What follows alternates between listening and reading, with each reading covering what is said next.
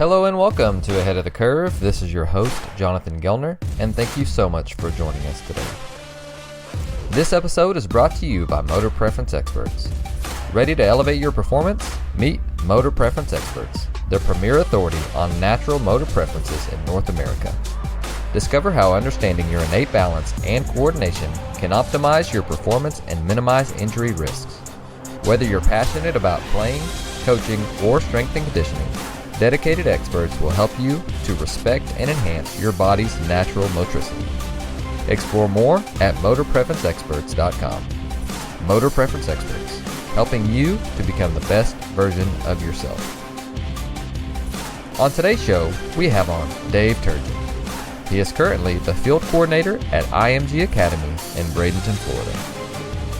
Dave played in the New York Yankees farm system from 1987 to 1990 after being drafted out of Davidson College. Before playing for the Baltimore Orioles AAA affiliate in 1998, he spent 8 years playing abroad. From 2000 to 2002, Turgeon began managing in the Cleveland Indians organization before entering the collegiate ranks, where he coached with Boston College, the University of Connecticut, Duke University, and Virginia Tech. He spent the next 11 years managing and being the coordinator of instruction for the Pittsburgh Pirates organization. He is also in the St. Bernard High School and Davidson College Athletic Hall of Fame. Recently, Turgeon was named to the 100-year anniversary team for the Southern Conference. On the show, we talk about his role as a field coordinator, what he does to help coach coaches, and he goes over Team Over Me, creating cultures, routines, and fighting boredom. You're going to love this episode with Dave Turgeon. Dave, welcome to the show. Jonathan, thanks for having me back. It's good to hear you. Absolutely. It's funny that we talked for about 30 minutes like old friends, and then you're like, hey, let's record this. I said, yep, we probably better do that, but that's the type of person you are and love having conversations with you, and I know that you love talking the game. So give us a little bit about of a recap of like your last, this last season and this last year, and tell us a little bit about your role, and we'll just kind of roll from there. So the last year, I slid into the field coordinator role, and obviously, you don't completely understand what you're getting into until you're in the seat, and it's a pretty huge operation. We had 230 players, 34 coaches. And so responsible for obviously organizing and scheduling the work days and working that into the 6 fields, 2 half fields, times, lift times, all that stuff. It's kind of a matrix. And then, the development of our coaches, and as a coordinator, the ideal is to pour into the coaches so that you can impact more players. And that goes to, skill acquisition, training on field, teaching and coaching techniques, use of video, classroom stuff. Also, responsible for, building and holding up our culture, and that on and off the field, our culture, and what that all looks like, and then, giving feedback and doing a lot of watching as well. So that's, obviously it's a big operation. One aspect of that is probably an hour conversation as to what it exactly looks like. But in general terms, I mean, that's what I've done this whole past year. And I love it. We had 13 teams and a developmental group of young kids. And overall, we had a successful year in terms of wins and losses. And I really feel like I saw the growth of coaches that made me, really happy, just to see the idea of, coaches growing is just going to make the players' experience better, and they're going to be able to, prepare their guys better for the next thing. And as I tell my coaches, we're really not trying to, there's a ton of kids here and they all have aspirations. Obviously, these kids are coming to a sports academy. So the ideal thing is, well, they either want to play professional baseball or have a college experience or both. And so we're not preparing them to be nice little high school players. We're really preparing them for their next thing. And so the standards that we set are set to that, not just about, being really good in high school, although, you obviously want them to perform and have the opportunity, but we're really preparing them for their next dot. No doubt. And so for those guys, I mean, there's obviously, looking at all the groups, it's tiered, and so 9 varsity teams, even those, the bottom three are still, very good baseball players. Maybe they just need some more, time development, reps, all that stuff. They all do, but from top to bottom, we're getting our kids opportunities and help placing them out, and that's a part of what we do, and Mm-hmm. getting them ready to go. And that goes from Power Five down to D2, mid major, D3, junior college, NAIA. We've got Sure.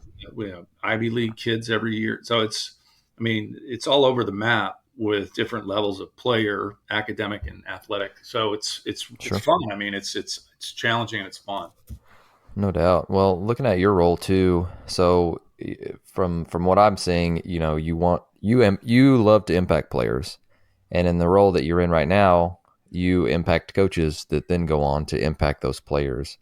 So if you don't mind, like let's take like a coaching session that you've done lately, or one that you can remember that was really impactful over the last couple of months that you're like, okay, I feel like we did a really good job with this one. What is your role in coaching coaches? Kind of give us a peek inside of that, because I think as a head coach, like I was telling you off the mic, we have some young assistants who are they provide a ton of energy, and I want to help them get the experiences that they want to be able to accomplish whatever they want in their careers. But that's an area that I want to get better at, which is helping them without stepping on their toes and without telling them what to do, but providing them experiences and help whenever they want it. Yeah. And then it's a tough balance too, because as the field coordinator, and for me as a head coach, you're like, okay, I want it done certain ways, but I also want to let them coach. So kind of give us a peek inside of that balance for you, and then maybe what a coaching session whenever you're coaching your coaches, what that looks like. So we'll do preseason. Last year, I did like a 3-day. We did like a 3-day seminar with different topics, and breakout sessions into different areas using our hitting coordinator, pitching coordinator, and field coordinator. Myself, then we would do some big group stuff, break off into small groups, solving some problems, come back, present it to the big group, kind of almost like a think tank deal. And we got good feedback on that, because guys felt where they could go into these small groups and get some diverse opinions on things, and let it rip, really in like an unfiltered and raw way, which is really cool learning environment, man. Like you're just trying to figure stuff out to get better and improve so you can be a better coach. But some of those topics might be one of my big topics was progression training, like how we train.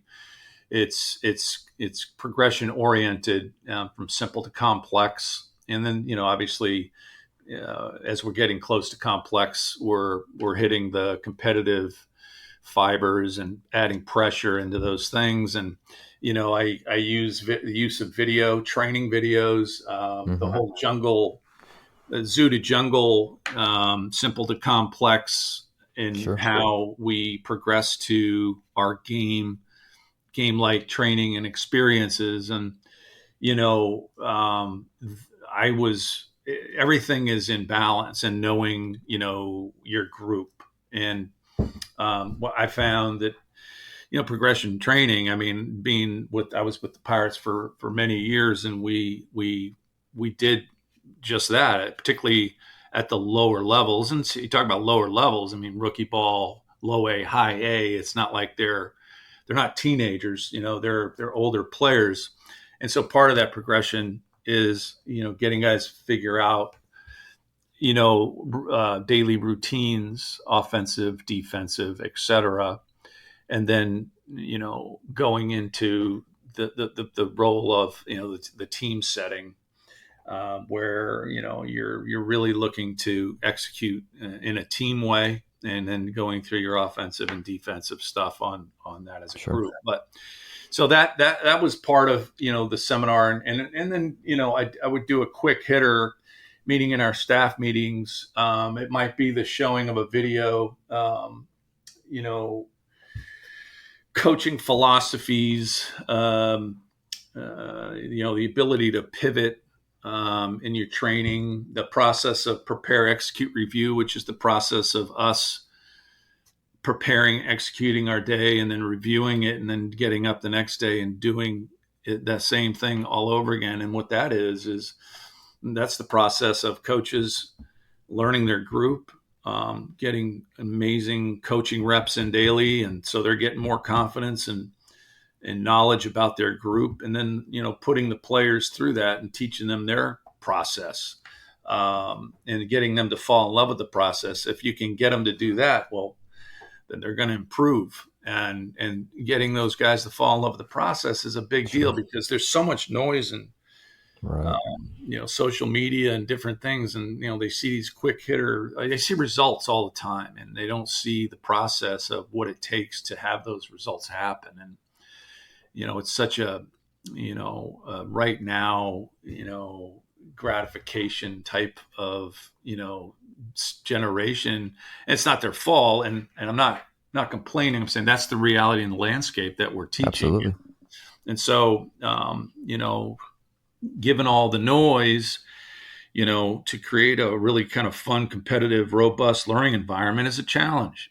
And another topic I hit is, we don't coach Groundhog Day. And so, this generation is really, they're overstimulated with the technology, constant information bombardment and different things, that they have a hard time falling in love with the mundane process, which at times, to get good at baseball, you've got to do a lot of reps and build, to build skills, and it requires, you got to love it, and you've got to have, have the ability to want to do similar things over and over again. And so then, given that information, I mean, I like I said, I think I love our coaches that have creativity in the workday, and mix things up,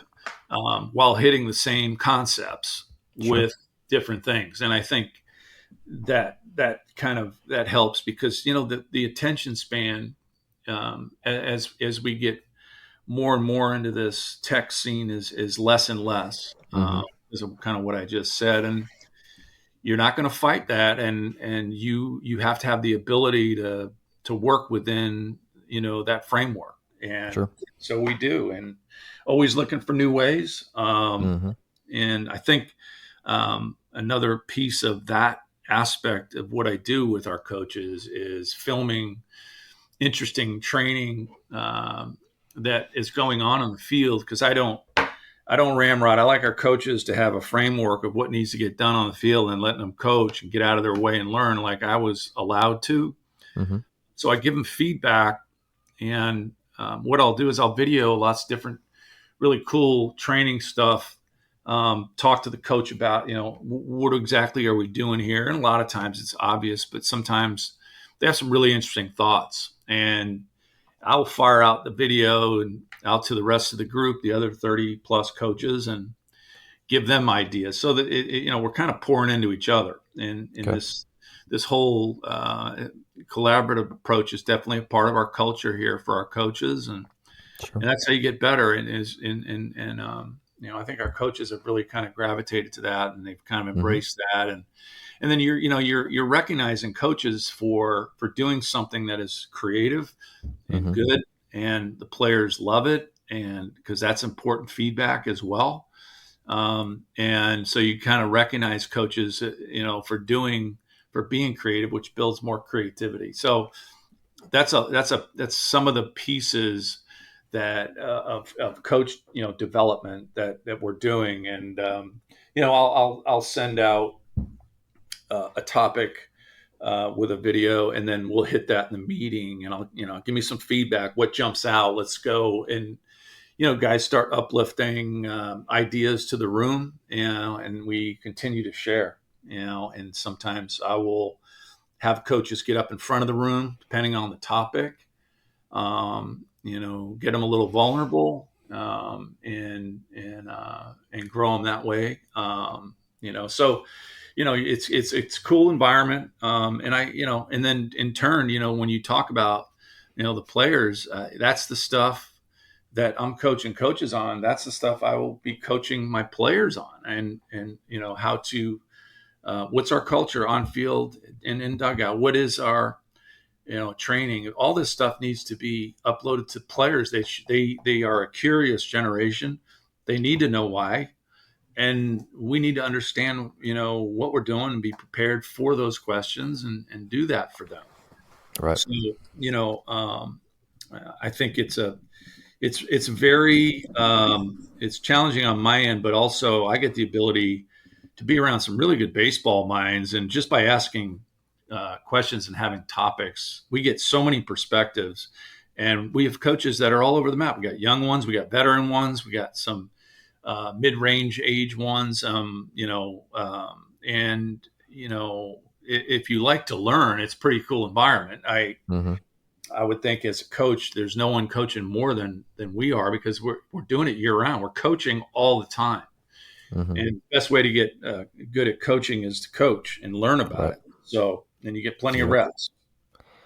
Well, and you were telling me your schedule earlier of where they assist in the morning, and then you guys kind of recap, and then they go coach their other teams in the afternoon. So you guys have 2 different sessions going.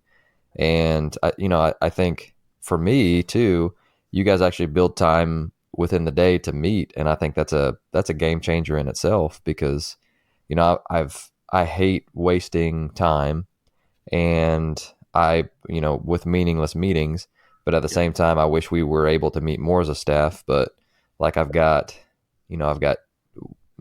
let's see, 2 guys that work at the high school. We're on a little bit different schedules. Yeah. I've got 2 other guys that work at the junior high, which they're on completely different schedules. And so it's really hard to be able to find time within the day. And then, once you're done with practice for, at 5 or 5:30 every day, then it's like, okay, now let's flip the switch and go home and be mom, be dads. And, and it's tough. So being able to build that in the middle of the day too, and them, expecting that to be, something that they learn from, which again, you're providing that experience, I think is only gonna, for me, that's an itch that it's like, okay, like I feel like I'm getting better. I'm around guys that are helping me, we're meeting to be able to do this, and it's not like forced time. So, right. And I know you're not a big time waster either. You're wanting to make sure that that's valuable as well. Sure. Leverage the time that you have and be intentional with it. And that's the key. Not just as a head coach, but particularly in the role that I'm in currently as a field coordinator, right? I have less time. So, and I have more to do. And so I have to really, be intentional with that, and plan my day, plan my meets. And it's just not a bunch of, organic collisions that kind of may happen during the day. I have to be really intentional about it. And if I'm not, then I'm out there running around chasing my tail and wasting time trying to see everything. You see nothing. And that's ends up what happens, Sure. Yeah, absolutely. Well, and for us, it's, we're teaching all day, and it's easy to be able to fall into those patterns. But, like you said, being intentional about pouring into your guys is something that I need to remember. But also, I think that all of the coaches are shaking their heads going, it's an area I think that we can all get better at, because, we go to clinics and we do some different things, and but coaching coaches and helping each other out, I think, that's why, the listeners are all shaking their head, because that's why they're listening to stuff like this anyways. But we're all just trying to grow and get better and be around better baseball guys.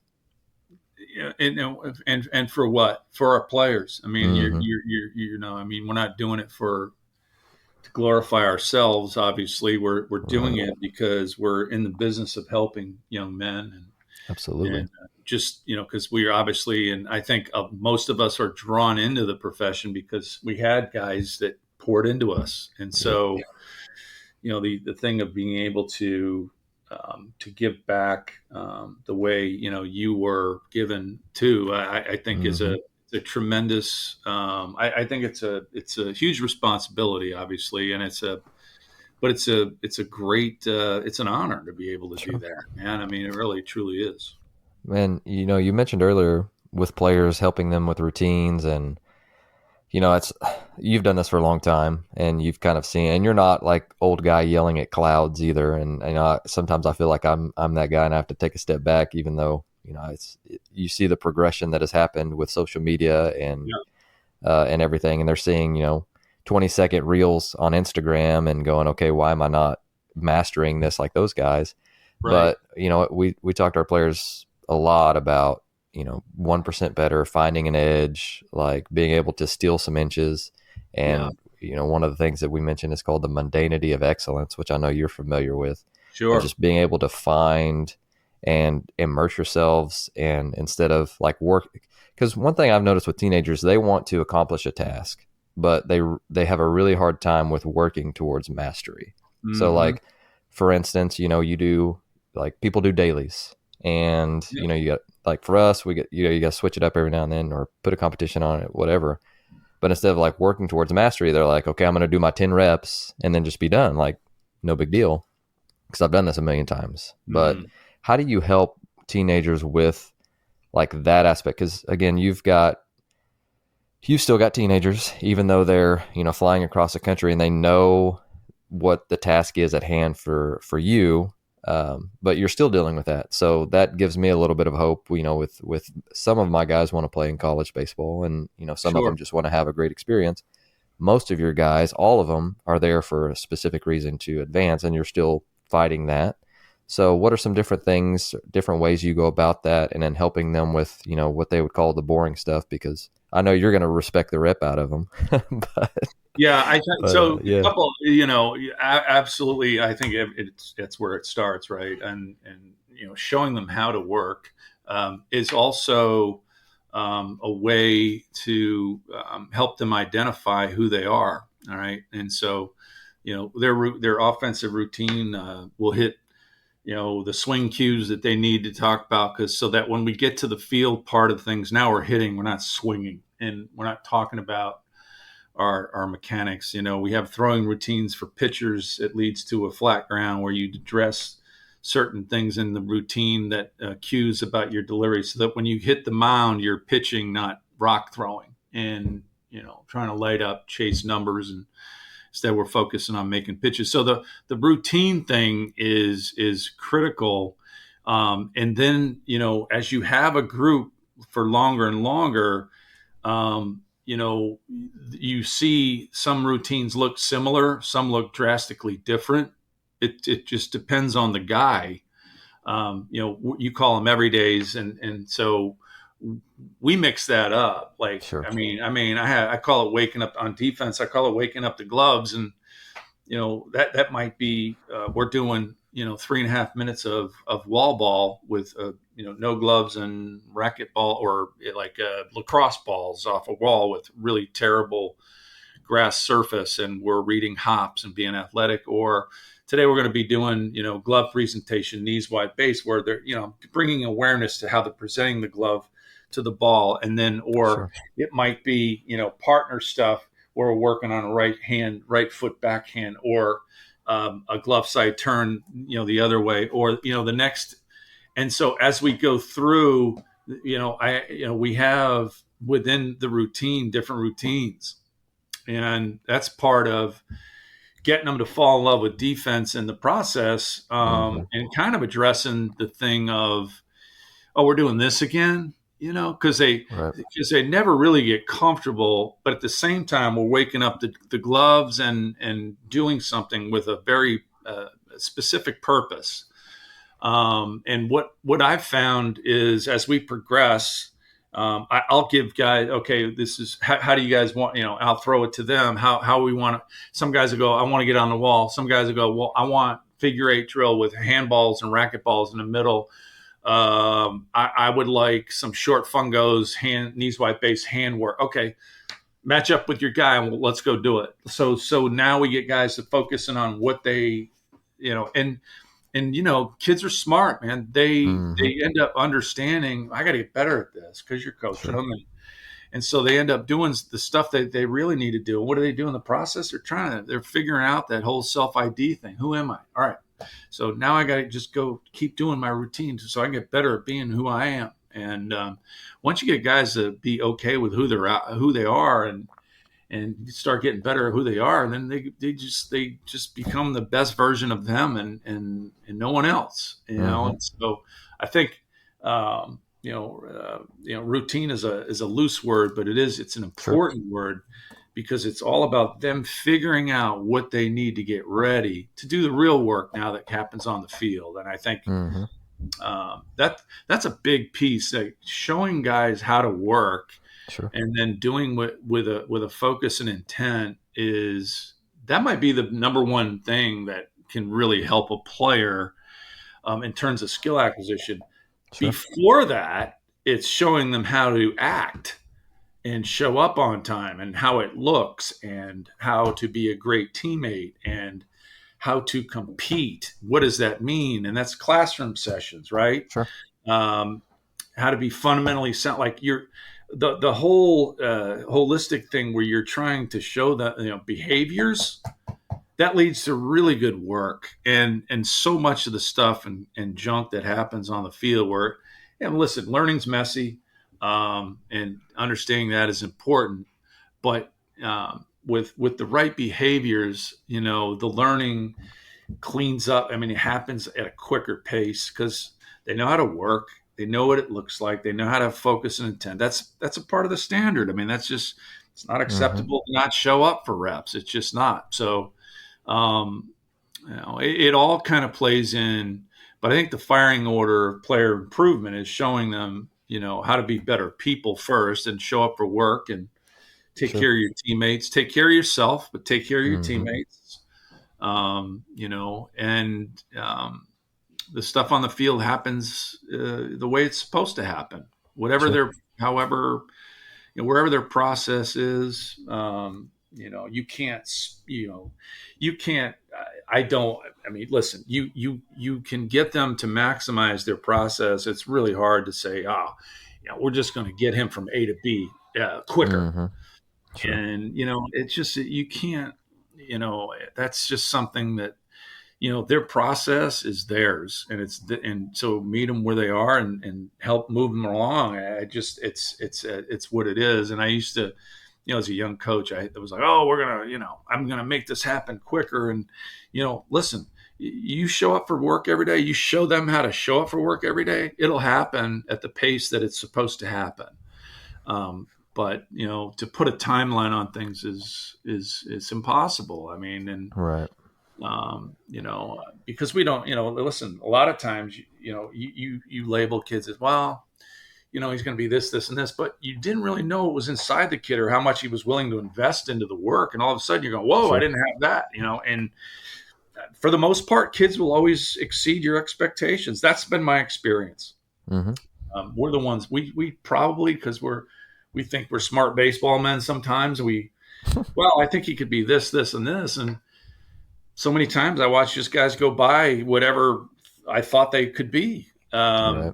So I've tried to not put expectations and limits ever because kids will surprise you. You don't know what's inside them. When someone wants to be really good, they'll do it. They'll sacrifice and put the time in and the work. Right. No doubt. Well, and you were in professional baseball for a long period of time, and even looking at this last year's draft of how many top 10 picks weren't even drafted the time before, and some of that's I'm sure with the shortened draft, but the amount of college kids that were taken early that didn't get the opportunity to get their name called 3 years before just shows you how much growth happens from the ages of 14 to 21, because no doubt.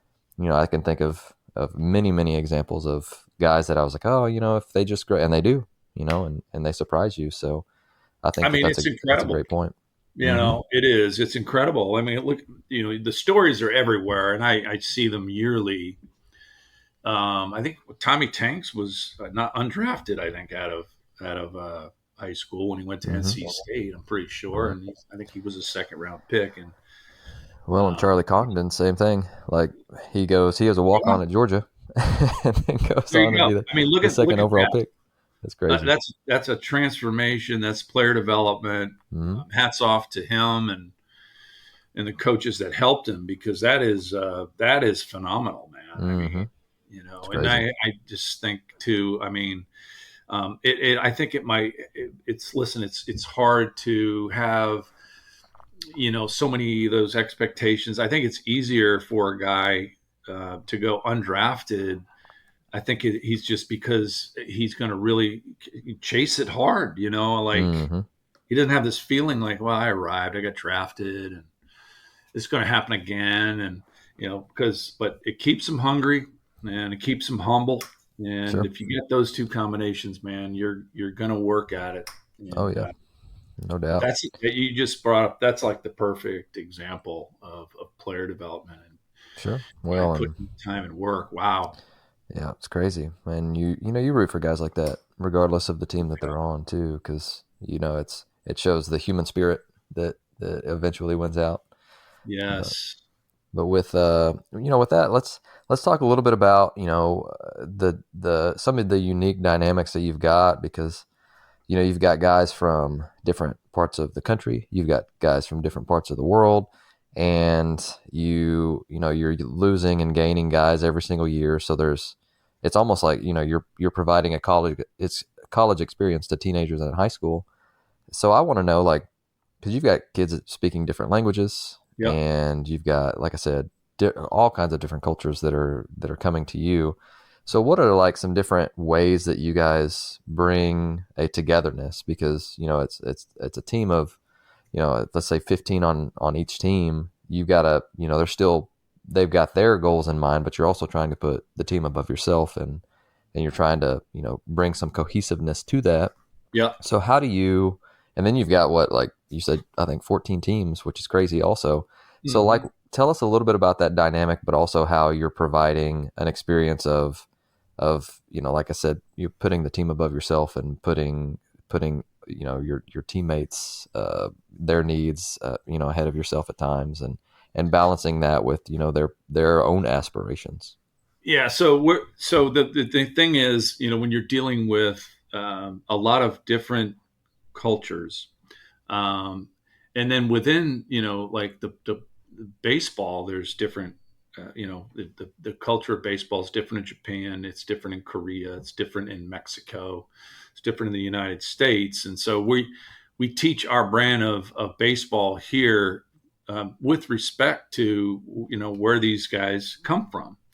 And the universal language of baseball, it is that and being fundamentally sound is not something unique to the United States. It's something that I think all the different baseball cultures adhere to. I think they train it and they understand.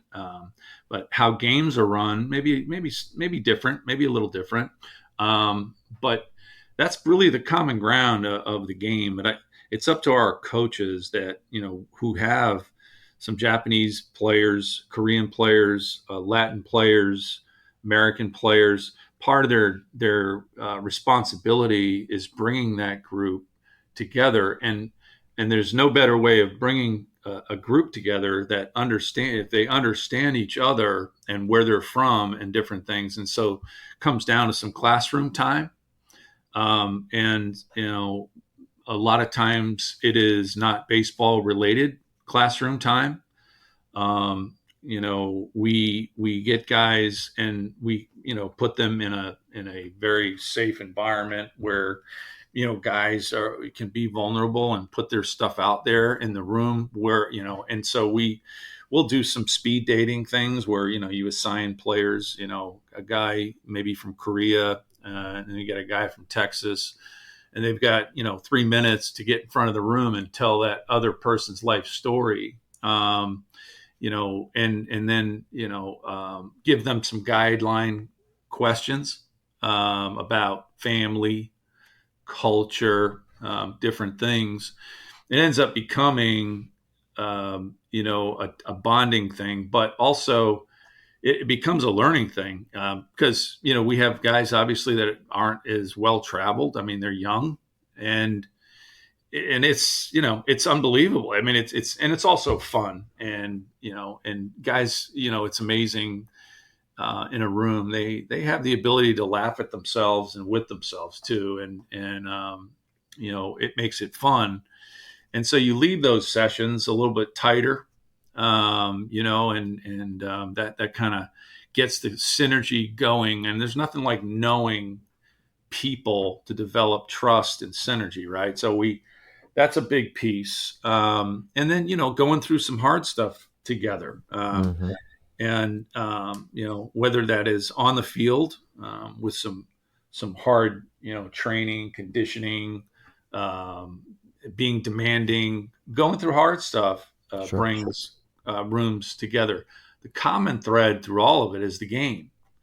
And going through every game to me is like this battle of emotions. Whether you win or you lose. If you lose, you go through this hard thing together. Okay, let's help make sense of this thing so that we can learn from it and kind of bond from it. And you just go through Mm-hmm. this winning thing. Like, let's help make sense of what just happened. Why this was a championship type game for us, or all that stuff. But all Right. of it, it's not just one thing that kind of brings a room together. It's so many different things. And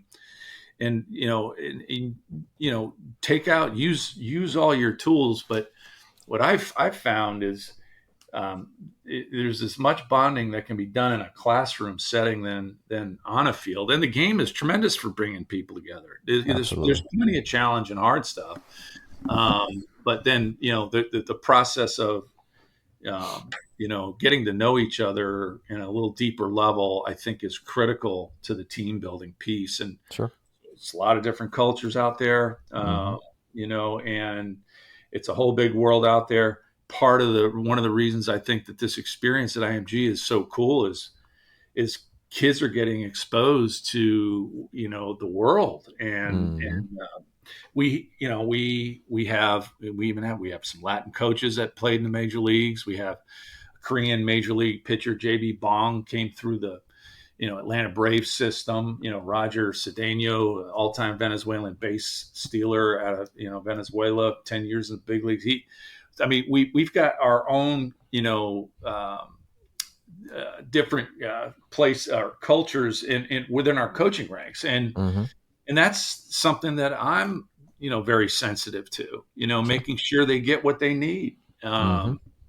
Making sure no one is getting offended unintentionally by something that we might say or do, but Mm-hmm. understanding them. And I mean, as going through this as a player and a manager in professional baseball, I mean, it's almost become second nature to me. I mean, it's the game is such a great unifier of cultures. I wish that the rest of the world was that so simple like that. Mm-hmm. But yeah, I feel like this is a very cool melting pot. And I feel like I learn more than players or coaches do every day because I'm in this environment. No doubt. No, that's very cool. And I guess, going back to my original question, I guess there's nothing that brings you closer than living away from your parents as a teenager, half a world away. So, You just brought up a huge point, yeah. and those players bond quicker because of that. That's a huge piece that you just brought up, right? I mean, that is, first of all, they get off the plane. It's vulnerable.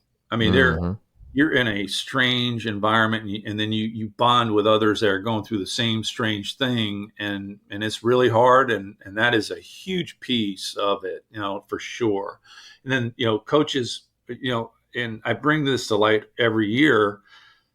It's a big responsibility, man. These guys get off a plane and they're away from their anchors, they're away from their parents, their brothers, sisters, friends, to go to this academy, this sports academy, and some of them are on the other side of the world. And the responsibility, you're wearing a different hat sometimes as a manager, as a coach. You've got to be able to listen to them and know them and create trust with them, because that homesick thing that they're transitioning to this place is a really hard thing. Some guys transition remarkably well. Some guys really scuffle.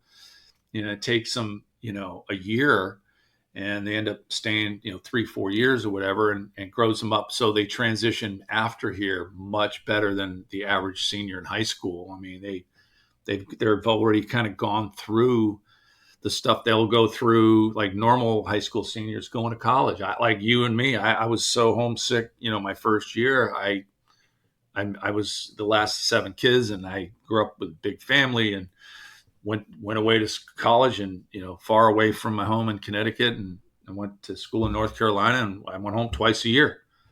And so that is not easy, so nothing but love and respect for these young kids that do it, man. I look at some of them in amazement, how well they do it. It's phenomenal. I love it. With that too, I know you're a guy that loves, teaching, and you love the process of skill acquisition. And, you've got guys who, from the outside looking in, they're good players. That's why they're there. But you're also, you've still got different levels of guys that are there, because you've got, guys that still need certain things in certain aspects of their career, and Yes. other guys that are elite guys. So tell us a little bit about how you structure that. Let's say like you're getting back on a field in August or September, whenever you guys start. Yep. Mm-hmm. What does the process of this fall going to look like for you? Making sure, you get your coaches on the same page and your players ready to go. So just as a generalization, the periodization of our fall development program is broken out into like basically a 10-week stretch, right? And when they show up, we go through an evaluation period, I call it, where from 10 days to 2 weeks, I tell our coaches, 2 big ears, 2 big eyes, and a small mouth. Let's just watch and listen, and be really intentional about conversations, because we're there to evaluate them and get to know them, so that when we do ever start to coach them, there's a trust level built, and we can be specific as to maybe what some of their needs are. The second piece of that 2-week period is this: guys go and they play baseball all summer, but they really travel a lot and play games a lot, but they don't train much. And believe it or not, they lose a level of fitness. Sure. Because they're not really training, and they lose some level of their skills and their fundamental, stuff, because all they do is play. And a lot of times they don't even take infield, outfield. They don't even take BP. They go out and play a doubleheader.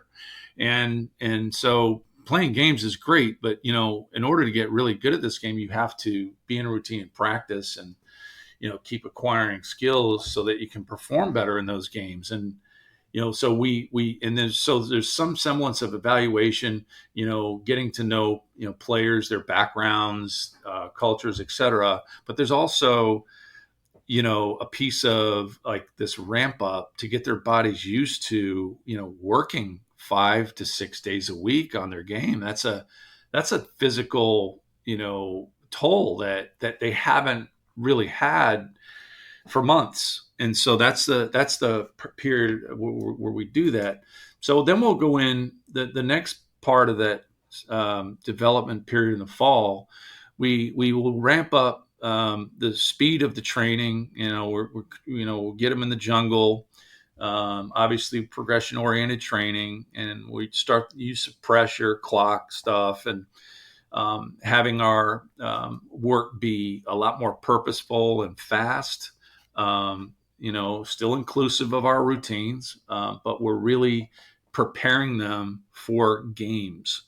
And then we'll roll into our fall games session, where we're training, but we're also playing 2 games a week, whether it's a Wednesday, Saturday, or Thursday, Saturday. However, we map out the pitching, which we keep innings volume super low, Sure. in the fall, and we'll include some outside competition, in that. And then the last phase of the fall is small group. We've really gotten to know our players, and through a long period of time. Now we go small group sessions where it's very specific to the needs of players, and part of that small group stuff is including progression training, and the cherry on top is Mm-hmm. we still get to do some competitive games, not games, but competitive sessions where it's very it's competition oriented, where there's defensive competition, situational hitting competition, Sure. base running competition. Like we have, so the volume goes down during that period. It gets very specific while still being kind of intense at times. Now, Mm-hmm. go backwards to the first week. We are in the weight room 3 days a week. And then the next phase, we're in the weight room 3 days a week. During the last phase, we're in there 4 days a week and trying to build real strength during where we really lower the volume on the field, but we raise the volume of weight room stuff. Okay. And the second part of that fall development period is education on mental skills, Okay. leadership, and nutrition. Okay. And they kind of, like I said, you got to remove stuff. So we remove a lot of on-field volume, make it very specific, Mm-hmm. and then we increase with those the skills, mental skills, and all the other things I mentioned. But Sure. so it's a really cool developmental period, Mm-hmm. and how we're breaking it down. We base it off of player feedback, coaches feedback, and performance, Mm-hmm. and so we continue to streamline it. It's definitely something that is fluid, and we can even pivot within that if we feel like something's going sideways or something needs to be adjusted, and we're not Sure. we're not locked into oh, no, we have to do it this way. But really, it's about what we're seeing and listening to, and how we shape it. So the Sure. fall is awesome. I mean, it's Mm-hmm. guys get plenty of love, and there's plenty of opportunity to build relationship with players. And it's amazing how good players can get in a relatively short period of time. You know, No doubt. but yeah, I've always enjoyed it. I think it reminds me of being in instructional league and professional baseball. I always enjoyed instructional league because it was that kind of learning environment, and it Mm-hmm. was really specific to guys and what they want to get out of it. You got to play games to kind of test what you were doing, and then Mm-hmm. go back to work. And they don't have statistics hanging over their heads, so they have a tendency to be way more coachable and receiving stuff. They're not chasing hits, not chasing Sure. velocities. They're really just being receptive to getting good, and Mm-hmm. that's fun. No doubt. Well, and from me, just seeing this perspective that you've taken, it seems like the closer you get to competition, the more competition you ingrain within what you guys are doing. Is that right? Yeah, no, for sure. And I try to not let that kind of muscle go dormant at any phase other than the first 2 weeks of the fall, where you really want guys to get their bodies acclimated to the weather. It's hot as hell here in the fall, but just acclimated to the academics, acclimated to their new roommates, acclimated Sure. in general. Um, but once we get through that phase, we start blending it in Mm-hmm. to the work, because we want ultimately guys that are competitive. I mean, it's a difference maker. It's a performance enhancer, and Mm-hmm. guys that compete well, and regardless of their talent level, they're winning players. Guys that compete well, they Okay. know how to win. All Um, right. Yeah, we like that. I think no, everybody likes that. no doubt. So with a couple of things that I want to, peel back the curtains a little bit. You guys have got some mental coaches, and so I want to know, like, for myself, like I run all of that, and we Yep. specifically, like, at least once a week we go into a classroom and we go over certain topics, and most of it's stolen. We use Trevor Moat a lot, which IMG alum. We use Ken Revisa's stuff quite a bit. We Yeah. use different topics that we feel like are Amazing. relevant. And so, what are some like if a coach is listening and he's going, I have to take all this on for myself. What are maybe some pillars or topics that you guys have felt? You mentioned nutrition, but I'm more specifically talking about the Mental mental skills. side. Yeah, the Yep. mental skills. What are some that you really think that the players enjoy, or that you make sure you want to hit every single year? So when I was in the dugout, and I'm going to get back in the dugout, but when I was in the dugout, I worked in unison with one of the mental skills coaches, and how I would do it is I would do my own, choose my own topics, hit them, and I would have the mental skills coach hit them again, same topic, different type session, right? And a couple of examples of getting their heads right is being in control of their emotions. Obviously, emotional control, the ability to play with emotion versus playing emotionally, and two different things. And I think it looks different for different guys, and but that's a part of self awareness. So self awareness and emotional control is a big deal, because if you have emotional control and self awareness, you probably have a tendency to see better, because it hasn't taken control of you. And so that is one topic that is huge. Body language is a big piece of that. Classroom sessions on different folks hitting the topic of body language, and then engaging players. Hey, what does that look like? Give me an example, of what that looks like. And so going through and doing classroom stuff is big. But the body language thing, and one thing I've learned, Jonathan, at the level is like, emotions are like on steroids at this Mm-hmm. level. Like Oh yeah. they don't really have that life perspective that you and I do as Mm, husbands, fathers, have been through it a little bit, and sure. you have just an understanding, you have a context to things. It's not the end of the world when you go 0 for 3 and all of those things. But body language and its impact on your thoughts is a huge topic.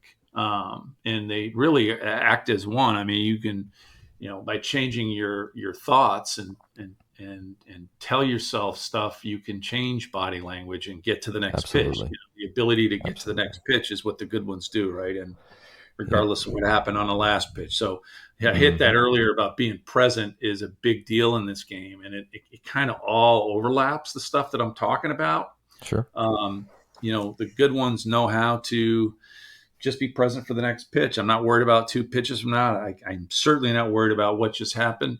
I'm present for the pitch. And, you know, if you can get players to show up, for if there's 150 pitches thrown on defense and offense for 150 times, first of all, it's impossible. But the closer you get to that number, the Mm-hmm. better off your whole team and individual is going to perform. And the good ones at the highest level have the ability to be present, and regardless of what's going on and behind them. So, Sure. and then obviously, within the game of like the damage control.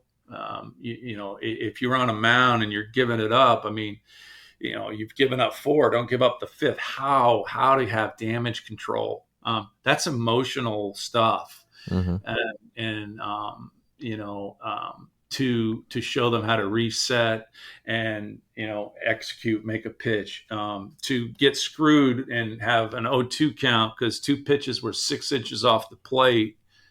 How can I even how can I damage control this? Sure. How can I just say, so what, next pitch, and be ready and have a clear head and not be, I mean, that's, Mm-hmm. so you hit the topics, but with specific examples from the game and what that looks like. And I do a lot of video of illustrating these things. Sure. I think it's way more sticky with the video, and I think it's way more sticky when you make them, upload to the room what they're thinking, and then in the process, you can kind of dovetail off that, or you can say, ask another question, Mm-hmm. just keep asking questions and digging down, and then too, I use, with those topics, video of our own players sometimes, Mm-hmm. Nope. Yep. and that's even more impactful. But Sure. certainly, speeches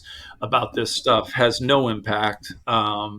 It's really about engagement and video, and application, and then following up with the debrief after a game about how, show me some good examples of some really good body language, or show me some good examples of the damage control. Show me some good examples of so what next pitch, and we hit it. Mm-hmm. We hit it, and and so you end up having some guys that are way more aware of what's going on. Yep. And it's a never-ending process. It's just not, oh, we got it, we hit body language today, we're good for the Mm-hmm. rest of the season. It's never ending. Right. It is. No, one of my favorite things that I've done the last couple of years, and it's taken me a ton of time. This was a big one for us. Like, we talk about toughness is big body language, right? Yeah. And some of that goes into self, but we're trying to like simplify what different things mean, and it's really hard to be tough with bad body language, right? Yep. So I just got tired of explaining this over and over, and then we have a pitch aware system that shows it's got 6 different cameras. And so one day I was just finally really tired of talking about it. I was like, you Yep. know what? I'm going to pick out every single player. I'm going to watch several at bats or several, innings that they've thrown. And I'm going to pick out moments of our best players not doing the right thing. Cause one of the times, you talk about it enough and it's finally like, okay, like let's just show them.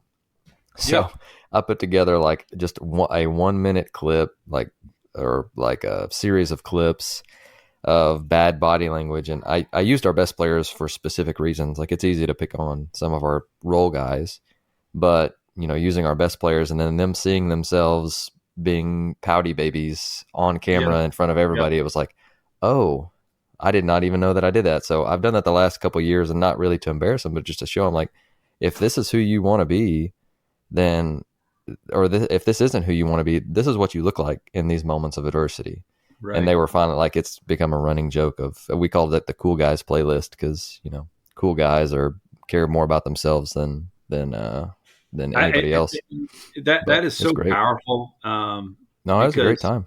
it's like, seriously, don't believe me, just look, and because sometimes it's funny, and it's not just high school All right. age kids, it could be any age, young guys or whatever. They'll look at you like, I didn't do that. What are Right. you talking Sure. about? And I'm like, well, let's just look. Tell me, Mm-hmm. is that championship behavior right there? Right. Is that what it looks like? And and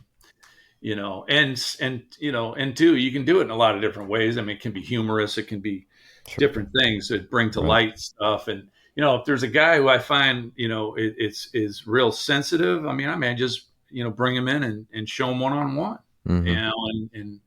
and try to get in there one on one, because they all have the pose, posture, pretend thing going, and Mm-hmm. or to act a certain way and to kind of put guard up and all that stuff. And there's ways to kind of get through that wall, and it's our job to do that, and bring Sure. that awareness. So, but I Right. think what you're talking about is powerful stuff, and I love it. Yeah. Thank you.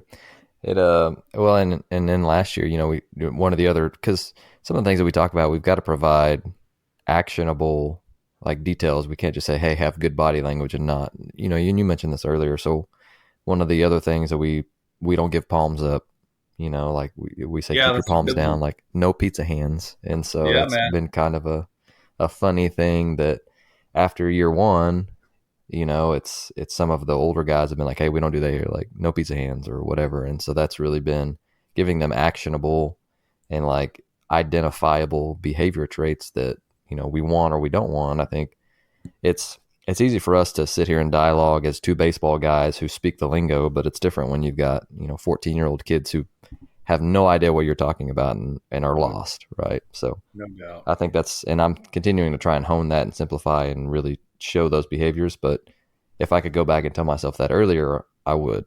Um, and then, one other thing, I know we're getting close to being done here, but you mentioned some different competitions. You mentioned offense, defense, and base Yeah. running. I'm trying to be able to do more of that, and Yes.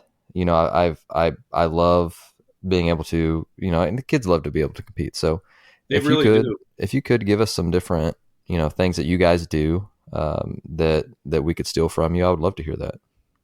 So we have you can take the competition kind of to the micro level where you're working on an individual skill.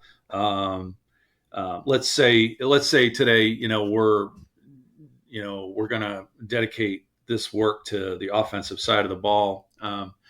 And we one of our themes is we want to be able to be situational maniacs, the ability to move the ball around the field, get a pitch to do it with, and execute what the game is asking us to do. And anywhere from bunting, safety squeezing, hitting and running, and moving runners and then driving them in, kind of a deal. So working off inning, we'll play. All right, let's go 9 innings and 9 different situations, and then pick up teams, and then the coach is responsible for being the judge and jury and execution, and then giving up points for either execution or 0 for non-execution, then adding them up, making it competitive. Now, when the focus and intent just goes through the roof when you're doing these skills, and points are involved, and so they're getting better at performing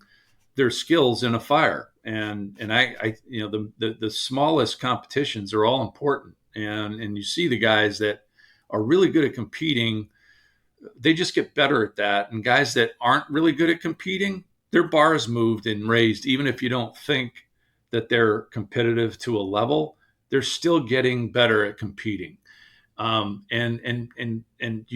key for me, the guys that compete well, they love to compete. The guys that aren't, they just don't love competing because they don't handle the failure real well, and so they'd rather just act like they don't compete. So to get them to get to fall in love with competing is a big deal. But anyway you look at it, they're going to get better at performing their skill in a fire. So on the offensive side, we'll go through 9 innings, and or 7 innings, and first inning is hit and run. You get 3 opportunities to execute, 3 possible points, blah blah blah blah blah. Bonus point, 4 hole or whatever. Like you're giving points, and you go through the next inning is this situation. Next inning is another situation. At the end of 7 innings, who wins. So, I think it's always important that competing, you're competing to win, and it always pays to win. I mean, so what does the winner get? Or the winner doesn't get anything, but the losers are, they're taking 2 laps around the field. All right, make it sting because they didn't win, the other team won. And and then I usually say, let's see if the other guys will run with them, just to see if this group's going to come together. Different things like that. Or you bring out a cooler with the winning team's got 6 guys on it. You got 6 ice cold Gatorades for the winners. Even though we got water in the dugouts, doesn't matter. It's just the process of rewarding the win. You know what I mean? And I think it's important.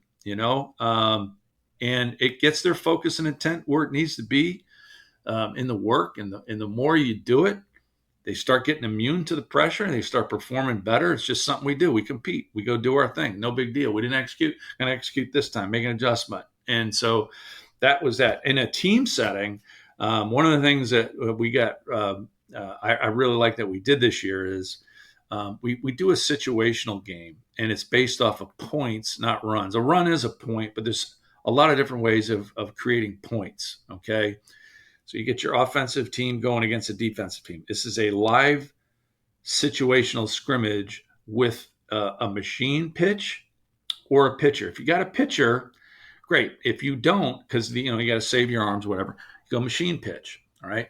And during the game, the machine is maybe one inning. It's a fastball, four seam right, top of the zone, high velocity. Next inning, left hand curveballs, and to execute whatever it is. Next inning, right hand curveballs. Next inning,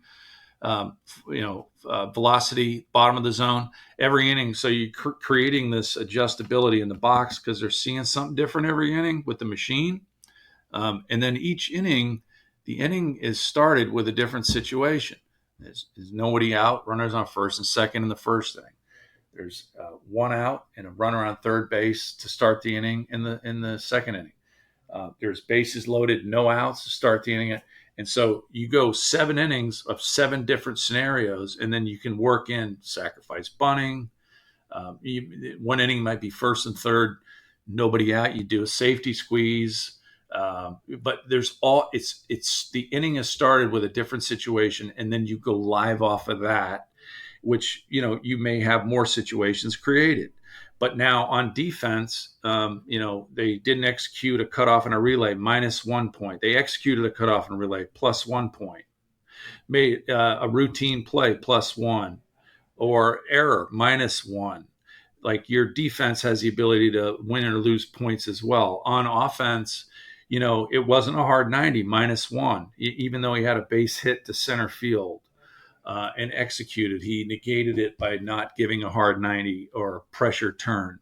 There's points to be divvied up all the time, but what it is it's shaping the game how you want them to play the game, and you're bringing an awareness to base running, defense, offensive execution in situations, and it's competitive. Believe it or not, it's unbelievable, these live situational games that we play. Mm-hmm.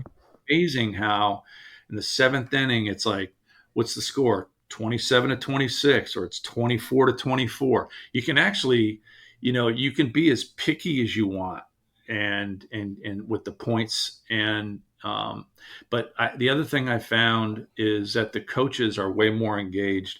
They're really watching, and they're getting great coaching reps during this, because it's fast. It gets real fast. Gets fast for the players, gets fast for the coaches.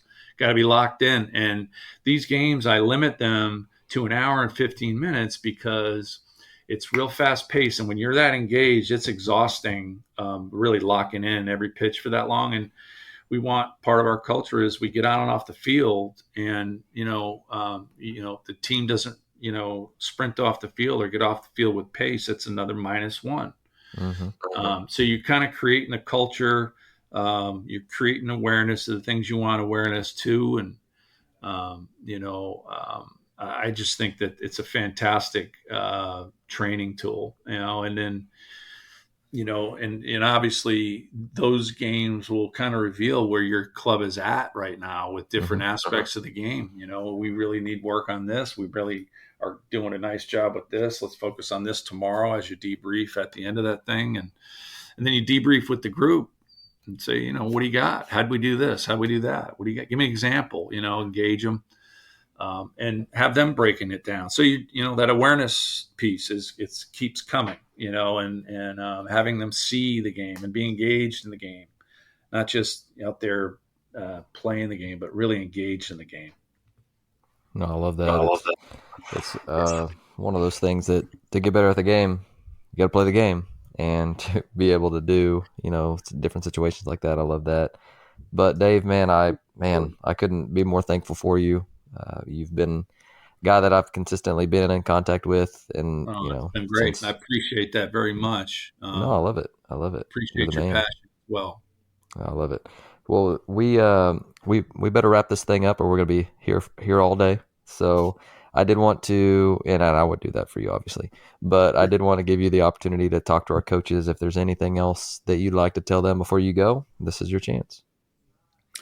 So I think, one of the things in when I engage with coaches that are just getting in, and most of them are coming off of playing careers, you can never go wrong with a couple of things. One, you can never go wrong by, building relationships with all your players, and I never tell them how unless they ask, hey, what are some ways? But building relationship with your players and the ability to build trust, within your team and then individually. And so when you do this thing the right way, it's a little more work, but it's a lot more fun, because if you're developing that trust and relationship, you can really coach them in as hard as you need to, and you can hold them accountable. As if you're not holding guys accountable, then it's really hard to help someone. And so you're trying to change behaviors and change their games and refine them, help them figure out who they are. But it all is based off the relationship, and that's the foundation of your whole coaching career. Your ability to form and develop relationships and trust. So that's the first thing. So just know X's and O's are great, and all the swing dope, delivery dope, defensive drills, all that stuff is great. It means nothing, will never stick if there isn't a love and trust there, and which really enhance the ability for them to receive coaching. Some of them are slower burns than others. Some of them aren't, and that's just part of human nature. But that's the foundation of the whole thing. And what you have done in your playing career, I found, is completely meaningless for players because they don't really care what you did. They want to know if can I trust you? Can you help me? And they are they're a different skill set. They're a different person. They're a different athlete. They're different. You have to figure out how to help an individual player. And it's not what you did in your playing career. It isn't, and it's irrelevant. And the resume may give some credibility to open up conversations and tell some stories. But what I found is the best stories are your epic failures as a player. They realize, man, he's human, and it shows them that the game is hard and it's humbling. But the foundation, for all and any coaches and the best, most dynamic coaching leaders I've ever been around they're experts at that. They're experts at relationships, and the ones that weren't, they a lot of their baseball acumen went for naught because they just don't know how. They didn't know how to develop that trust first, and I can't emphasize that enough. That's going to be the foundation of your whole coaching, teaching career. Thank you so much for listening to Ahead of the Curve. If you would do us a huge favor, leave a rating or review wherever you are listening. And if you enjoyed this episode, share it with someone and tag us on social media. That would help us so much with growing the show and helping others to stay ahead of the curve.